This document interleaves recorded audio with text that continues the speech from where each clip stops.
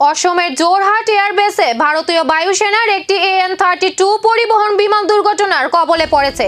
ঘটনার পর পুরো এলাকা জুড়ে ছড়িয়ে পড়েছে চাঞ্চল্য ও আতঙ্ক।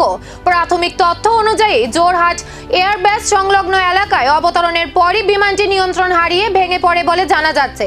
দুর্ঘটনার পরপরই ঘটনাস্থল থেকে আকাশে ঘন কালো ধোঁয়া উঠতে দেখা যায়, যা মুহূর্তের মধ্যেই পুরো এলাকা ঢেকে ফেলে এবং আতঙ্কের পরিস্থিতি তৈরি করে। খবর পেয়ে দ্রুত ঘটনাস্থলে পৌঁছে যায় উদ্ধারকারী দল ও দমকল বাহিনী। তবে এই মুহূর্ত পর্যন্ত হতাহত বা ক্ষয়ক্ষতির বিষয়ে সরাসরিভাবে কোনো নিশ্চিত তথ্য প্রকাশ করা হয়নি। দুর্ঘটনার প্রকৃত কারণ জানতে ইতিমধ্যেই তদন্ত শুরু হয়েছে। ভারতীয় বায়ুসেনার তরফেও বিষয়টি গুরুত্ব সহকারে খতিয়ে দেখা হচ্ছে বলে সূত্রের খবর। কিভাবে ঘটলো এই বিমান দুর্ঘটনা, কতটা ক্ষয়ক্ষতি হয়েছে এবং কি উঠে আসে তদন্তে, এখন সেদিকেই নজর গোটা দেশের।